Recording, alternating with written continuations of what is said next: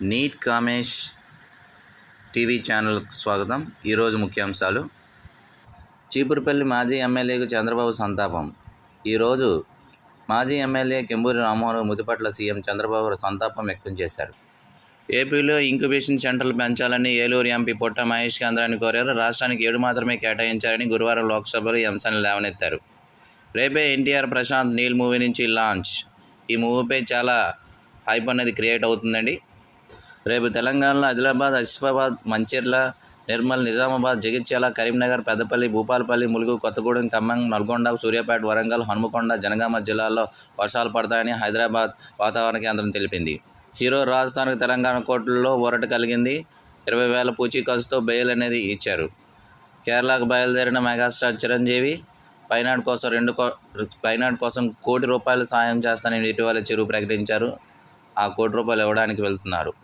Wrestler Antim పంగిల్పై 3 ఏళ్ల నిషేధం ప్రకటించారు. వాడి వేడిగా లోక్సభ, రాహుల్ వాకౌట్. అవినీతి పరులైన బీజేపీ నేతల కోసమే కేంద్రం ఈ బిల్లును తెచ్చిందని ఎస్పీ చీఫ్ అఖిలేష్ యాదవ్ విమర్శించారు. బిల్లును కేంద్రం వెనక్కి తీసుకోవాలని లేదా స్టాండింగ్ కమిటీకి పంపాలని ఎంపీ సుప్రియా సూలే డిమాండ్ చేశారు.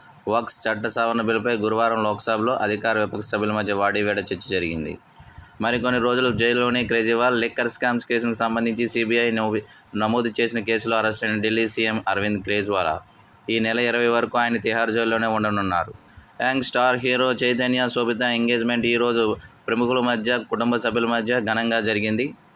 త్వరలోనే జన్మభూమి 2 టీడీపీ పొలిట్ బ్యూరో నిర్ణయంగా చంద్రబాబు నాయుడు గారు తెలిపారు. జపాన్లో భారీ భూకంపం, సునామీ హెచ్చరికలు జారీ. భూకంప తీవ్రత రిక్టర్ స్కేల్పై 7.1గా నమోదైంది. 25 కిలోమీటర్ల దూరంలో భూకంప కేంద్రం ఉన్నట్లు అధికారులు తెలిపారు. వినేష్ పోగట్కు హర్యానా భారీ నజరానా, 4 కోట్ల నజరానాను ప్రకటించింది హర్యానా ప్రభుత్వం. టాలీవుడ్ టాలెంట్ హీరో శ్రీ విష్ణు తన నటనతో ఎంతోమంది అభిమానులు సంపాదించుకున్నారు. భాషా డైరెక్టర్ సురేష్ కృష్ణతో ఓ మూవీ చేయబోతున్నట్లు సమాచారం. కర్ణాటక ముఖ్యమంత్రి సిద్దిరామయ్యతో AP deputy CM Pawan Kalyan బెంగళూరులో భేటీ అయ్యారు.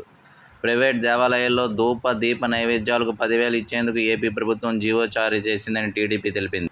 పీరియడ్స్లోనూ 199 కేజీలు ఎత్తి 4వ స్థానంలో నిలిచినటువంటి ప్యారిస్ ఒలింపిక్స్లో మొత్తంగా 199 కేజీలు ఎత్తి 4వ స్థానంలో నిలిచి త్రిడ్లో పథకాన్ని కోల్పోయారు వెయిట్ లిఫ్టర్ మీరాబాయ్ చాన్.